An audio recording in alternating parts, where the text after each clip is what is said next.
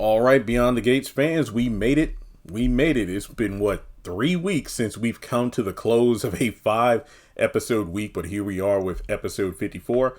Another strong showing as far as I'm concerned. Definitely a lot of highlights to go over here. But the promo for next week looks very promising as far as I'm concerned. And yet again, we have the role of Ted Richardson will now be played by, I don't know, I just love it. I don't know how long they actually will do this for, probably for several more episodes, until fans are accustomed to it. I did notice that Keith was added to the opening credits though, so I did notice him there. Now, before going forward, folks, you know the drill. Make sure you take a moment to like and subscribe. Follow me on social media. Links are in the description below. And hit that bell icon to select all. That way you're up to date whenever I post content on the channel. So, there's a lot to cover. I got a page and a half of notes. Now, first of all, we're at the casino. It's Pamela, right? Pamela and Danny are there. And they are trying to use, they're not pulling a Doug. It's like, hey, we come in here with X amount of dollars. Let's see if we can win some seed money for our company.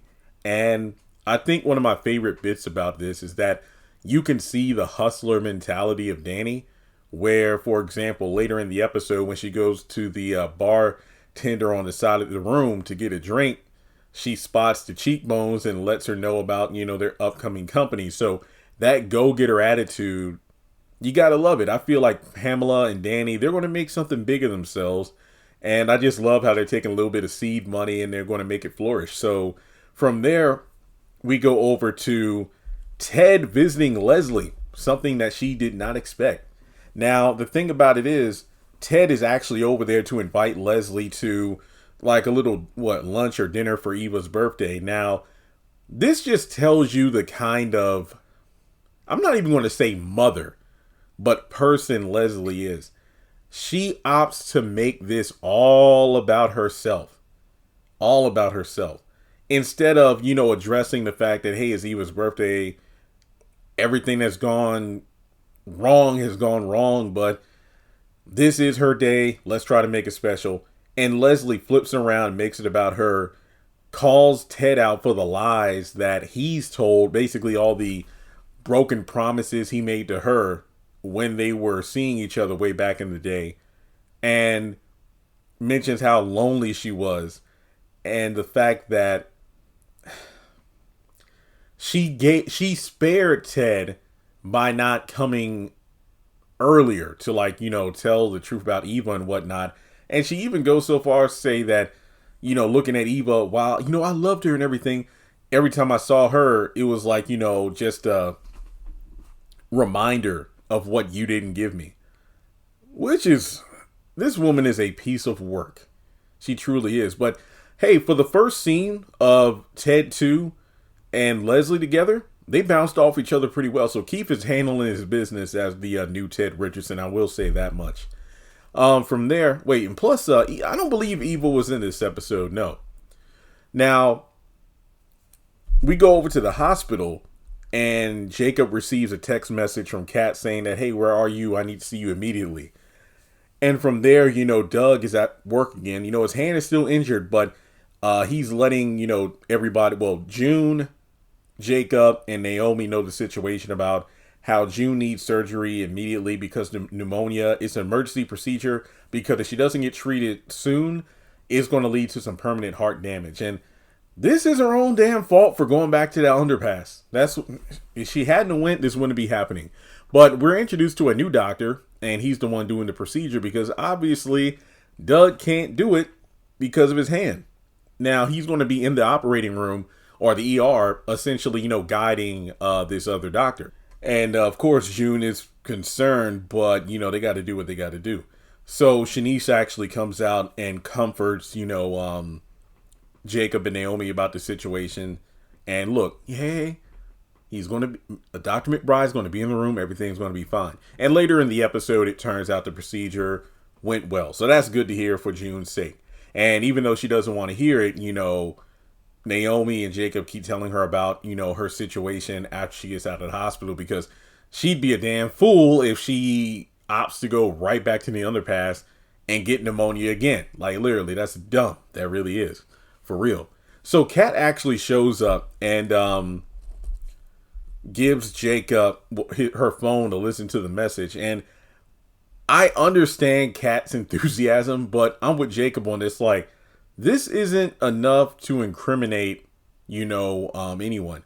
Now, if you are a Sisters fan, Tyler Perry Sisters, I want to throw it back to like season 4 or 5. But remember the dumb storyline with Q and Sabrina and Maurice? And I believe Q recorded Maurice confessing to him and Sabrina being the masterminds behind the bank robbery that Q and his thugs tried to, implement. And I forgot the dude's name, but the one police officer or detective, Logan, right? He basically got them arrested. And for like 2 seasons, they dealt with this crap until the DA came, listened to the recording, and it's like, you arrested them on this? I mean, you could obviously tell he's being sarcastic. And thankfully, Jacob isn't dumb like the characters in Sisters, because just based off of Leslie's quote-unquote testimony here, it sounds sarcastic and there isn't enough hard evidence. I mean, best I can do is like, look, I will send you the recording, look at the tape again, and just please do something. It's like, look, it's not enough proof, but I'll do what I can and I'll be in touch. So that's really all he can do about it. And funny enough, towards the end of the episode, Leslie's at the house or apartment looking at a scary movie, and there's a knock on the door. I thought it was pretty funny. She's into the movie. No, don't open that door. Ah! And then she goes to the door, and it's Jacob. And the thing is, like, yeah, I need you to come down to the police station with me. Now, I'm not sitting up here thinking like, uh-oh, he's there to arrest Leslie. I'm thinking Leslie is being brought down to the police station for questioning about her daughter being the one who did it. That's my opinion. And then I wonder if she's going to be thinking like, wait, did Kit Kat Brat do this? So it would be funny if Jacob pulls up the recording and Leslie's like, ruh-roh. So we'll just have to wait and see. Now, over at the Dupree estate, Vernon, or actually Anita walks in on Vernon listening to some of her old records, and she talks about, the comeback, and is like, look, if I can get the girls, it'll be a one night only event. And after that, it depends on, how it goes, if we can sync up really well and go from there. And in the midst of their discussion about the good old days, Bill randomly stops by with paperwork for property that he shares with Danny, obviously probably selling it or whatnot. And he basically said, look, I just don't want to go over to her place and deal with a whole big, fiasco. And then Anita and Vernon both know it's like, you're over here for something else, aren't you? So essentially, Anita just chews him out in regards to, first of all, there is no forgiveness here, in regards to the whole Ted situation or the Danny situation. And don't come over here without being at, permission first. Essentially, Anita's like, don't let the door hit you on the way out.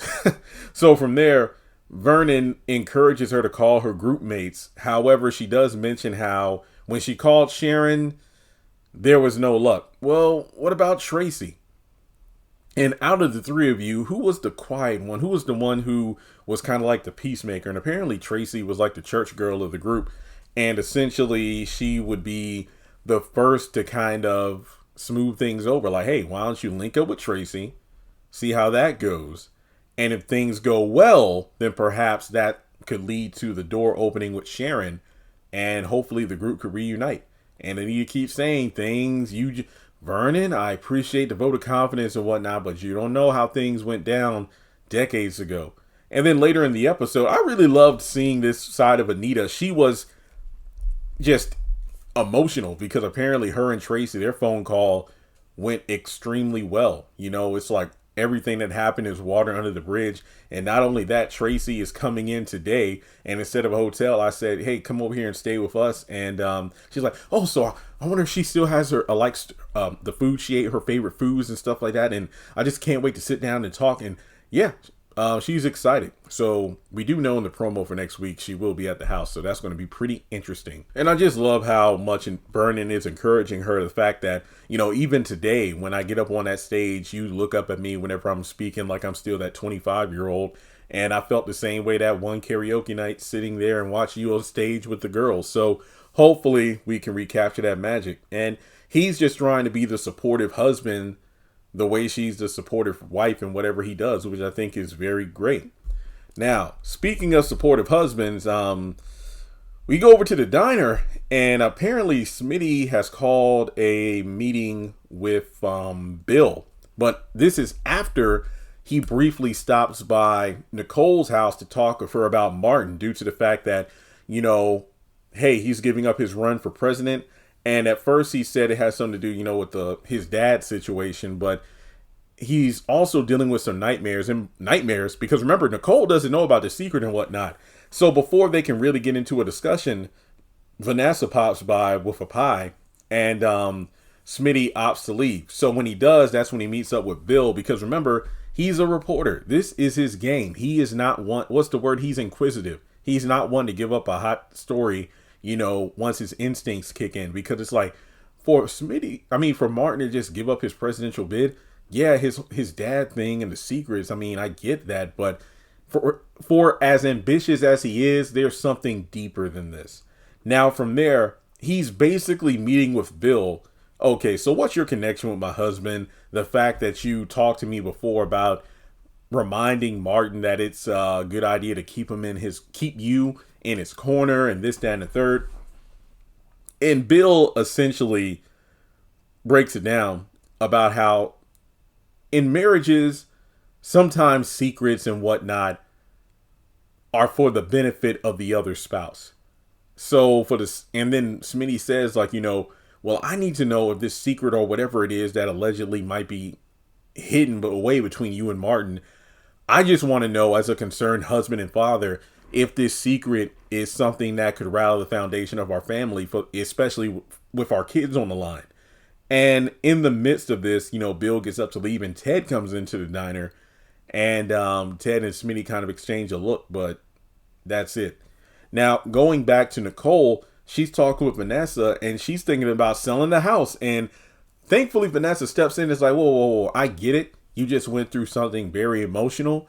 And your first instinct is to sell this house because of all the memories. But as an experienced realtor, I want to advise you not to do it because I've had another friend in a situation like this before.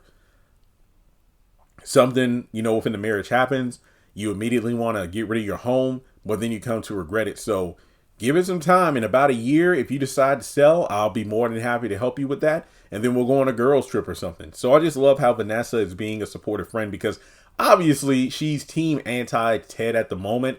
But I love the fact that she's not going to let her friend make a rash decision. Not to mention, it's great to see Vanessa step up and be a good friend to Nicole and concerned about her friend the same way Nicole was concerned or is still concerned about her dealings with Joey.